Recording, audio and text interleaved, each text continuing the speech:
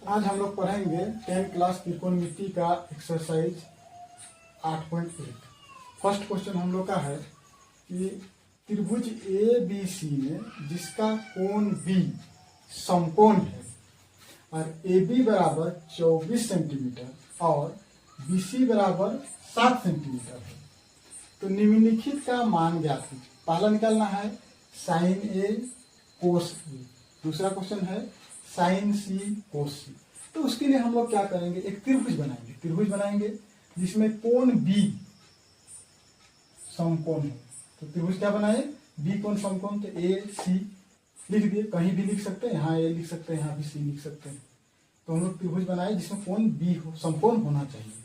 तो कोण बी समकोण हो गया।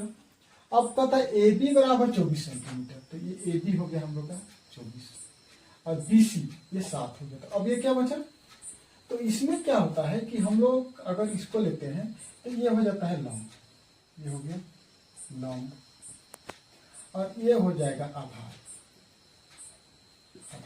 जिसमें ये BC हो गया 7 लंब हो गया और AB हो गया 24 सेंटीमीटर। इसको बोलेंगे कर्ण, ये हो गया कर्ण। अभी निकाले नहीं है, इसको निकालना है। तो इसको निकालते कैसे हैं वो देखिए। पहले सबसे पहले AC लेंगे। AC क्या हो गया, कर्ण, इसको बोलेंगे हम लोग कर्ण, कर्ण भी बोल सकते हैं। अब कर्ण बराबर सूत्र क्या होता है कि लंब स्क्वायर जोड़ आधार स्क्वायर। तो हम बराबर लिए, तो लंब कितना है 7, 7 पर स्क्वायर कर दिए। आधार है 24, 24 पर स्क्वायर कर दिए। अब 7 को 2 बार गुना करेंगे तो 7 7 49 और 24 गुना 24 2 बार करेंगे तो 576, कितना आया 625।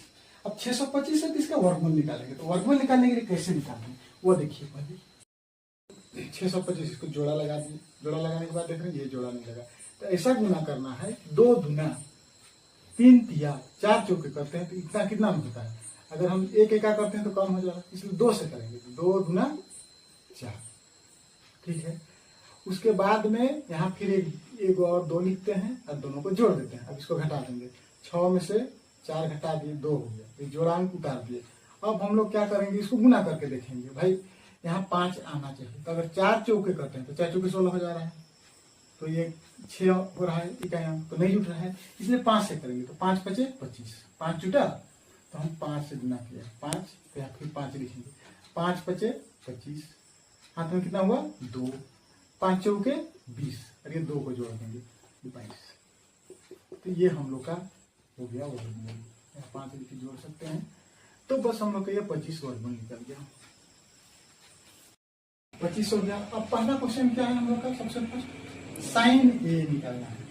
तो साइन ए हम कल आप लोग को बताए थे, साइन ए बराबर क्या होता है, लंब बटे कर्ण। बैठा देंगे, लंब कितना हो गया, लंब हो गया हम लोग का 7 और कर्ण हो गया 25।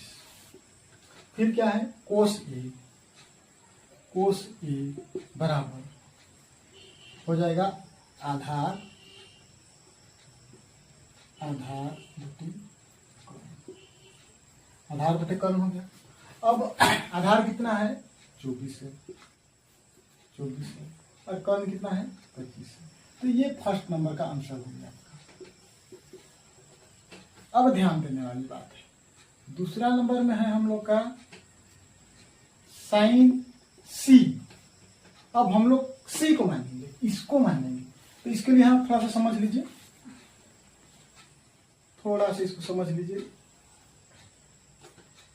बी ए सी, यदि हम सी को मानते हैं, जैसे इसमें साइन ए माने थे, तो साइन ए माने थे तब क्या हुआ था, साइन ए मानने से इसको अगर हम थीटा मानते हैं तो ये आधार हो जाता है, ये लंब हो जाता है, कर्ण नहीं बदलता है, कर्ण वही रहता है, ठीक है। लेकिन यदि हम इसको थीटा मानते हैं तो साइन सी लिखते हैं, तब आधार ये वाला हो जाएगा और लंब ये वाला होगा, ठीक है। लंब हो जाएगा ये वाला, थोड़ा सा समझना है। अगर हम थीटा इसको मानते हैं तो लंब ये होगा, आधार ये होगा। लेकिन यदि थीटा इसको मानते हैं तो ये आधार होगा और ये लंब होगा। तो हम लोग का साइन सी बराबर वही सूत्र है, लंब बटे कर्ण। तो लंब बटे कर्ण हम लोग का लंब कौन वाला हो जाएगा, नीचे वाला हो जाएगा। नीचे वाला यानी 24 को लिखेंगे 24 और लंब कर्ण तो वही रहेगा 25। अब हम लोग का आ जाता है कोस सी।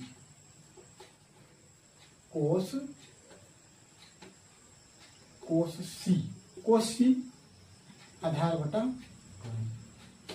तो आधार बटा कर्ण, और आधार कौन हो गया हम लोग का? आधार हो जाएगा ऊपर वाला ये 7 और कर्ण तो वही रहेगा। इस तरह से बनाया जाता है।